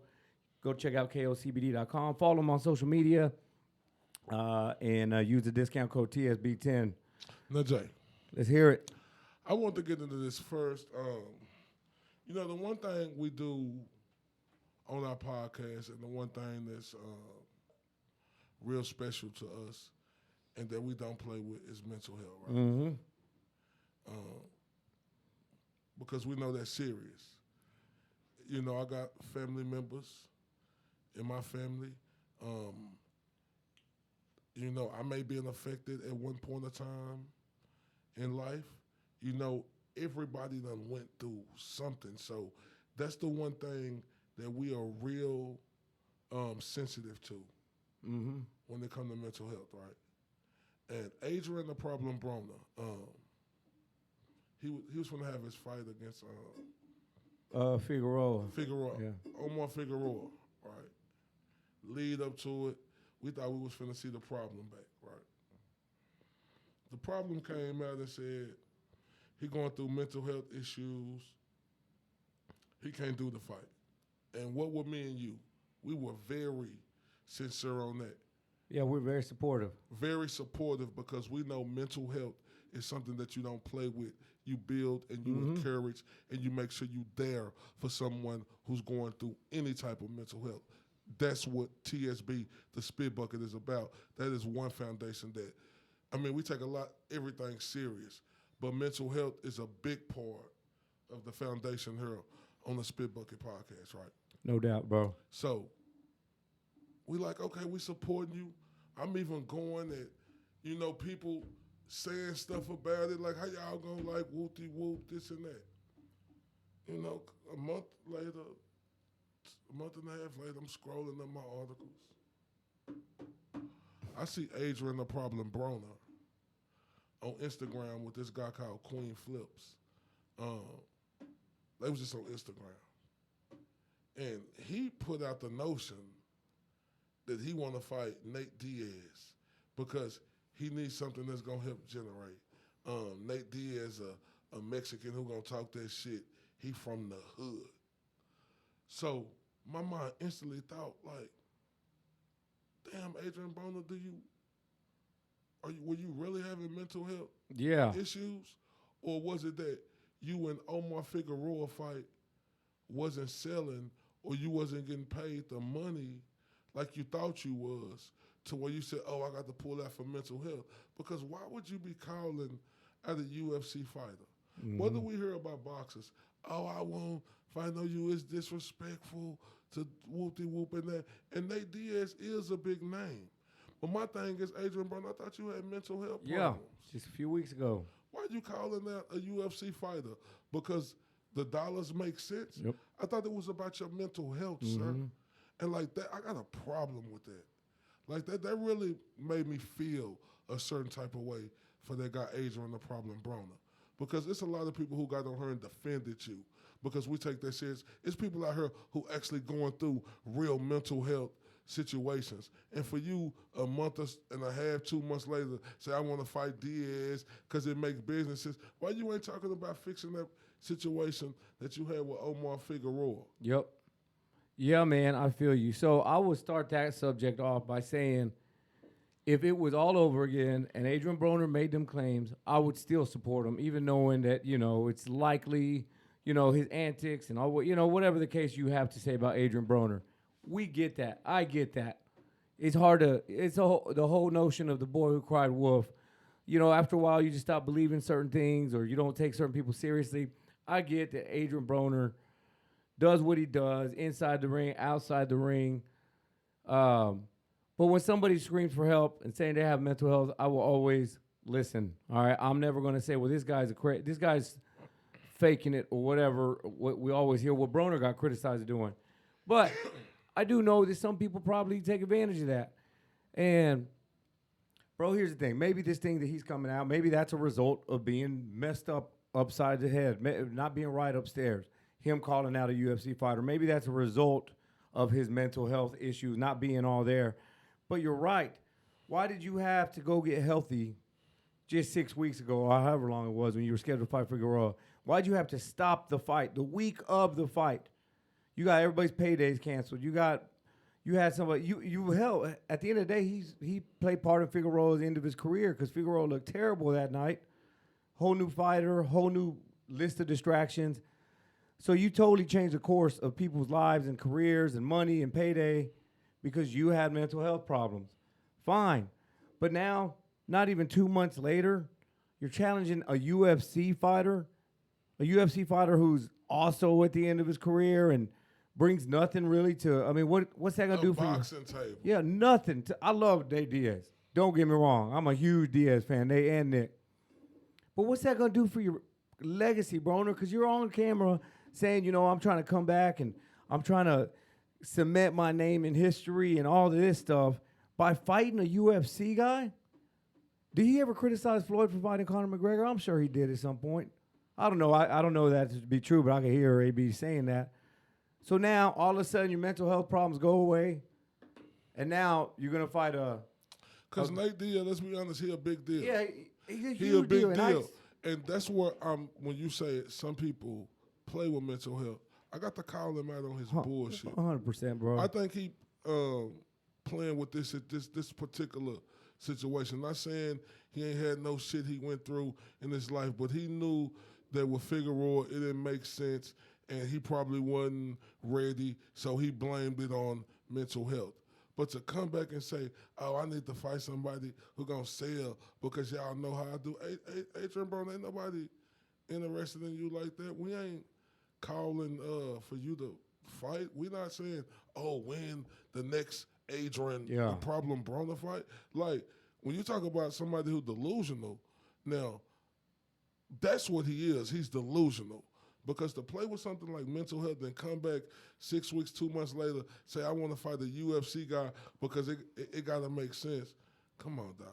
Bad luck, dude. A lot of people supported you. A lot of people put you up. A lot of people were praying for you, hoping you were all right. What did you do in that time to get better? We don't have to know that. Obviously, that's between you and your family and stuff. But from the outside looking in, from all the eyeballs that are real ready to criticize you all the time, and you should know that, you want to be a public figure so bad and you want to keep putting your name out there, well, you're going to have to take this, bro. Like, you just canceled a whole event because of mental health. So keep your fans that supported you. Keep them updated. Let them see some progress. Let them see you doing something different instead of just going on to Instagram again and making some outlandish challenge that, we'll pay you. I'm sure it'll make money, but don't do it at the expense of people who are really suffering. People who it's taken years to build up the courage to talk about it. Don't do it at their expense. If you're not ready for the fight, or if you're afraid it ain't gonna sell, just do that. Don't take the easy exit, because it shouldn't be an easy exit. It should be something difficult to come out and bring this up, especially in the industry we're in. So, yeah, I have a problem with it, bro. I have a big problem with it. You stated something earlier about the little girl, little boy that cried wolf. Adrian Broner is the perfect example of that by these latest actions, in my opinion, and it's my opinion only, because we have seen a lot of antics with this guy. See, when he was on top and above water and making the money, winning the fights, his name was popping. Like, why wasn't you talking about mental health? Yeah. Then. Now when you lose, people don't look at you the same because you thought you were going to be bigger than Floyd Mayweather. That's why you said about billions, right? Like, I got a problem with that. And Adrian Broner, like, I don't look forward to your fights. I'm not thinking about seeing you come into a fight, because when we watch you fight, Adrian Broner, throw one punch, maybe Back two. in his shell. Boy, we'll be lucky as a motherfucker if he throw a combination. We don't see that no more of the Adrian Broner. Right now, Adrian the Problem Broner is the perfect example of a opponent. He is an opponent going forward. Now, can he make some money? Yeah, because his name certified like that. But you would have to fight guys like Conor Ben to make some money, guys who are like real young names. Up-and-comers, prospects, contenders. Yeah, because you're an opponent right now. We ain't looking forward to see now. If you beat a Conor Ben, if you show us that you were still that AB that you used to be years ago, then yeah, we could be like, oh, AB back. But I just don't see it. One punch, maybe two. But we could click our feet like Dorothy from The Wizard of Oz and say it ain't no place like home. If he boom, boom, boom, boom, boom, boom, boom, combination. We just don't see it, JJ Solomon. Bro, yeah, again, I don't have I'm just one dude. You know, I'm one dude who went through my own shit, and because of that, I have a real soft spot for anybody who makes that claim. And, you know, earlier when you said, you know, why wouldn't he bring in mental health claims when he was younger and on top of the world and all that? I don't have a problem with him waiting until when he did. But my problem is, because, again, everybody does this on their own time. My problem is how quick he was to just come out here. Listen, dude, whenever you blame mental health or something like that, or blame an injury for that matter, if you blame an injury, you have to go to the back of the line. You have to start over to get your name. Because everybody gives you a pass, understanding that you need to go get some help. All right, AB's sick. AB's got mental health issues, whatever the case. So let's see him get away from the public eye a little bit. Let's see him go get better. Let's see him go fix himself, try to make some change in his life. No, less than 2 months later, you're coming out here looking for the spotlight again, looking for the payday again. The spotlight that you just dodged because of mental health issues. It's just a bad look. It's a bad look for people coming up. It's a bad look for people who like to find excuses, because now they're going to think it's okay to use the mental health excuses because AB did. It's bad, man. So and then he on there talking about last night I threw up like 12 times. I was drinking on some tequila. I don't know if it was, you know, but why are you saying that? Like, people already look at you as like you ain't a that problem. no more. Like, you ain't that no more. And then you putting this out here like it's funny. You not winning no more.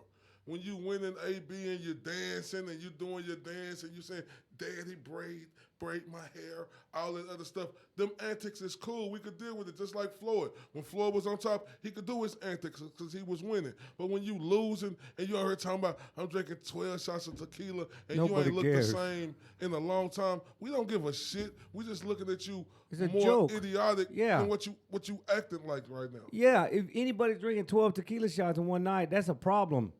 That's not something to hype up. That's not something to get patted on the back. But again, like you said, all right, you're on top of the world, whatever. Go party however you want to party. But now you're, let's call it, you're a boxing scrub. You're a gatekeeper. And That's the word I was looking for, gatekeeper. gatekeeper. Yeah, you're a gatekeeper. And who cares if you're drinking? You're not getting paid any money from fights, so we're just looking at you like this guy's spending his money. He's out of shape, obviously, so if a fight opportunity does come up, he's out of shape. He's not taking care of his mental health issues. He's challenging a UFC fighter. Like, what are you contributing to the sport, your legacy? It's ridiculous, dude. Somebody just said must be talking about Ryan Garcia. No, Ryan Garcia, another one who used the mental health. And listen, he looks like he's trying to make improvements. If you see I'm not crazy about Ryan Garcia. I think he's a social media hype job. I'm not the one. Yeah, but JJ, let's give Ryan Garcia credit. He went away. He went away. That's the difference. He went away, got better. He didn't come back on here talking about this and that. He came on there, was very open and honest about him. Whoop-de-whoop. Adrian Broner, this is just now. Now he want to fight Nate Diaz. Oh, it makes sense for him to fight Nate. Oh, he gonna sell it. He from the hood. He Mexican. Man, that was AB, man. That's correct. It's a very bad taste. I can see it in your face, Corey. Play the playback. Like you just look disgusted when you talk about him, dog. No, yeah, because I don't like that though. Like, don't come out here and tell us you got to pull out this fight, which was a very winnable fight. The way yeah, absolutely. What's his name? Figueroa. The way Figueroa looked, that was a very winnable fight with you throwing 5 punches around. You could have still won that fight, Mr. But when the last time Adrian Broner threw 12 punches around? Like, he could have threw 6 punches around and beat Figueroa, all right? And then come out talking about UFC. Stop playing with mental health like that. People out here going through real things in life like that, seriously. So stop it. Please do. Please do. What we got? What we got? We got anything else? We got 6 minutes left. How about them Cowboys, man? Yeah, let's talk a little bit about the upcoming game.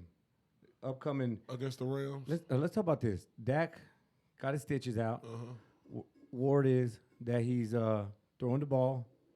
Word is that he can make a return by Sunday. Come on, put him in there. Yeah, Put bro. him in there. Yeah, Put him in there. Throw him in the fire. Let's see what he gonna do. Throw him in there because they gonna see real quick. Like they don't need to rush Dak back for the. Is he the future? You paid him like he the future. Why you gonna rush him back when we got a winning thing going? Just because he see Cooper Rush doing this thing. Dak, you shouldn't be worried. You got paid $75 million last year. Plus you getting like 30, 40 million this year. You paid. I mean, I understand pride and ego, but if he rush back, if they say he ready, put him in. But ain't no way in hell I'm changing my quarterback. Dak had surgery, right? Mm-hmm. He just got his stitches out last week, man. Last Sunday. Or last Monday. No, it was Monday Night Football. Why rush him? Why? First of all, we're winning. They're keeping us afloat. We winning. We're 3-1. Our defense is carrying the team. Why rush your $40 million quarterback? What if he tears some ligaments or messes something else up in there trying to throw the ball? What if he gets hit again? This is my problem with the Cowboys. It's not Dak. It's not Z. Yeah, I have problems when they don't live up to their expectations. But it's a culture thing, and it starts at the top with Jerry Jones. How many Hall of Famers we had come and go since we won our last Super Bowl, and we have nothing to show for it. So yeah, man, I get frustrated with these guys, but it is what it is. Yeah, I mean, we do get frustrated, but like I said, if they want to throw Dak back in the fire, throw him in there. Throw him in there. We paid him all that money. He don't need to be sitting on the sideline. Throw him in there. He fearful of his job. Get in there. Let's see what you really about, because what we've been seeing the last 3 weeks, we've been seeing a well-doing machine. Cooper Rush not making the mistakes, throwing the plays, having awareness of where his receivers going to be at, and throw the ball before they get open so they can have a chance to catch it instead of throwing the ball when you think they opened and the DB got a chance to knock it down. It's disgusting. I hope. Listen, you're not gonna catch me saying that that Cooper Rush is a better quarterback than Dak Prescott yet. We 4 starts, 3 starts of this season. I see where he's got control of the offense. I see that he's making smart decisions. But let's start facing some tougher competition. Let's see how he looks up against Aaron Donald next week. We saw him scrambling yesterday, and when he started seeing pressure, he made a couple bad decisions. Yeah, but you got to think about it though, like. He had to get adjusted like the whole offensive line. Oh, yeah. All the receiver. Everybody had to get adjusted. So he had to get adjusted to them because they was looking at this season coming in now. Dak was going to be the guy. And right now, if you give Cooper Rush a grade, what you give him? I'll give Cooper Rush. How can you not give him an A+? A+. How can you not?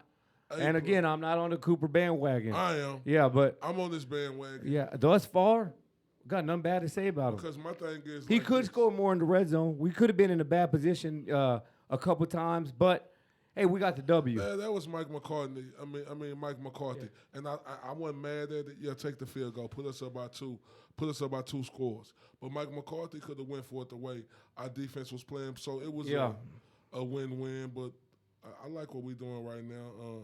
And we're coming together as a team, dog. That's so important in football. You can have all the talent in the world, but these guys are coming together as a team. They understand that when I'm not on the field, my boys are backing me up there, so I'm going to have to go out there and put it all on the line for them. So I'm loving it, man. I'm loving Dan Quinn's energy. You remember just 2 years ago, Corey, we're the worst defense in the league, worst defense in the history of the Cowboys. And look at us. We got quarterbacks scared to get the football, dog, letting go of that ball so fast because they don't know what's coming. So anyway, that's our football wrap. But let's go ahead and wrap this up, Corey. Anything you need to shout out? Just shout out to everybody out here, man. Y'all tune in for us. We might be back in the studio maybe Thursday. Maybe Thursday. We're scheduled to be back tomorrow, but it's my anniversary, so I'm going to have time with the wife. So you guys just keep up with us. Worst case, we're going to be on some lives. Yeah, at home. Yeah, at home. We love it here, though. And then one more thing, please subscribe, please share. Like, we haven't spent a lot of time just begging you guys to subscribe, like, share, leave comments, because we want to bring content to you and not begging. But Guys, you guys don't have no idea how much it helps. It helps us so much just for you to spread the word. So we're putting all our into it. We'd appreciate if you guys just like it, subscribe to it, sign up for notifications, share it on the boxing pages that we all follow, and spread the word with KO. I'm looking at the KO. Check out KOCBD.com. But also, real quick, we have our toy drive coming up. We're going to start getting some posts and marketing about that. So take a look for the toy bucket, the TSB toy bucket. We're working with several gyms in the area where they're going to be the local hubs. So, you know, just buy a little toy, an unwrapped toy, used toy, and make somebody's Christmas, guys. We'll be putting out more information soon. So stay tuned. Watch, keep up with what we're doing, and we look forward to talking to you all very soon. Y'all have a good night. Take it easy. This Corey Bradshaw, Mr. RTBA, Mr. These boys can't touch me on my worst day. And this is JJ Solomon. And this is the Spit Bucket Podcast.